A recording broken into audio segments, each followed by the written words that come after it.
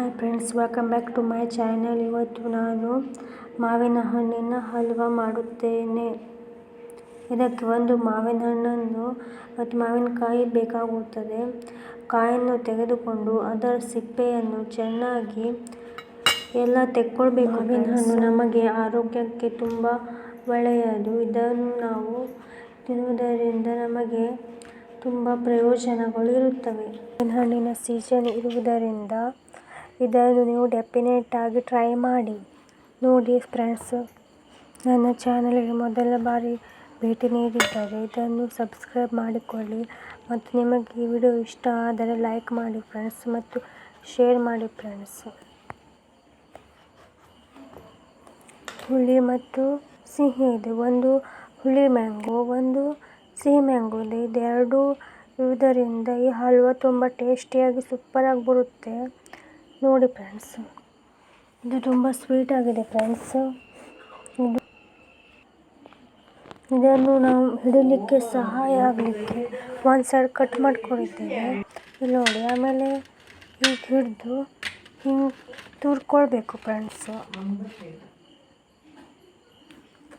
ನೋಡಿ, ಈ ಥರ ಆಗುತ್ತೆ.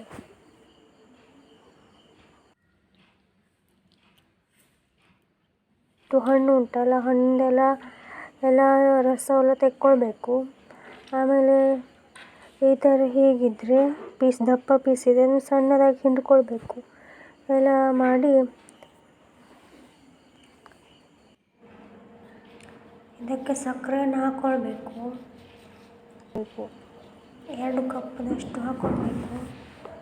ಇದು ಮಾವಿನ ಹಣ್ಣು ತುಂಬ ಸ್ವೀಟ್ ಇದೆ ಮತ್ತು ಇದಕ್ಕೆ ಹುಳಿ ಸಿಹಿ ಅಂಶ ಉಳಿಬೇಕು. ಅದಕ್ಕೆ ನಿಮಗೆ ಇಷ್ಟವಾದಷ್ಟು ಹೆಚ್ಚು ಕಡಿಮೆ ಮಾಡ್ಕೊಳ್ಬೋದು. ಎಲ್ಲವನ್ನು ಚೆನ್ನಾಗಿ ಮಿಶ್ರಣ ಮಾಡ್ಕೊಳ್ಬೇಕು.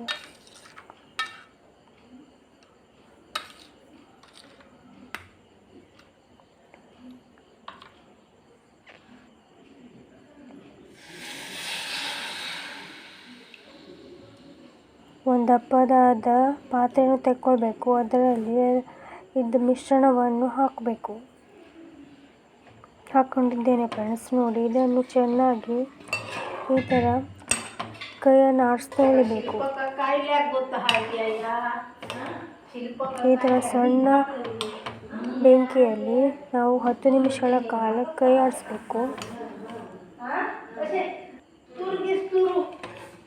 ನೋಡಿ, ಈ ಥರ ಗುಳ್ಳೆ ಬರ್ತಾ ಇದೆ.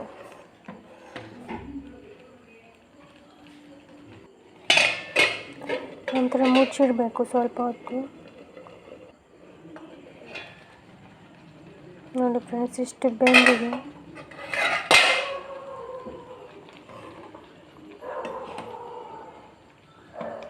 ಅದೆಲ್ಲ ಮಿಶ್ರ ಮಾಡ್ಕೊಳ್ಬೇಕು.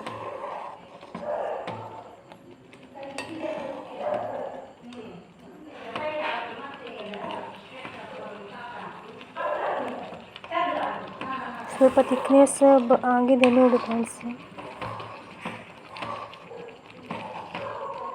ಹೀಗೆ ಮತ್ತು 10 ನಿಮಿಷಗಳ ಕಾಲ ಇದೇ ಥರ ಆಗಿ ಮಾಡ್ಕೊಳ್ಬೇಕು. ಹೀಗೆ ಸೌಂಡ್ ಆಡಿಸ್ತಾ ಉಳಿಬೇಕು.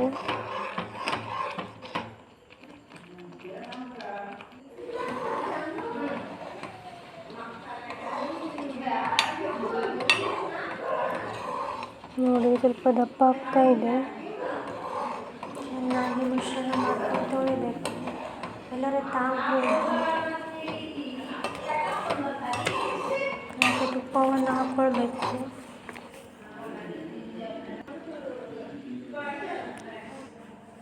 ಹಲ್ವಾ ರೆಡಿ ಆಗಿದೆ ನೋಡಿ ಫ್ರೆಂಡ್ಸ್. ಫುಲ್ ಬಿಸಿ ಹೋಗಿ ತಂಪಾಗುವವರೆಗೆ ಹಾಗೆ ಬಿಟ್ಟು ಬಿಡಿ. ನಿಮಗೆ ಕೋಲ್ಡ್ ಬೇಕಾದರೆ ನೀವು ಫ್ರಿಜ್ನಲ್ಲಿಟ್ಟು 1 ಗಂಟೆ ಕಾಲ ಇಟ್ಟು ನಂತರ ತೆಗೆಯಿರಿ ಫ್ರೆಂಡ್ಸ್. ಇಲ್ಲದಿದ್ದರೆ ಹಾಗೆ ಈ ಥರ ಮಾಡ್ಕೊಳ್ಳಿ. ನೋಡಿ ಫ್ರೆಂಡ್ಸ್, ಮ್ಯಾಂಗೋ ಹಲ್ವಾ ರೆಡಿ.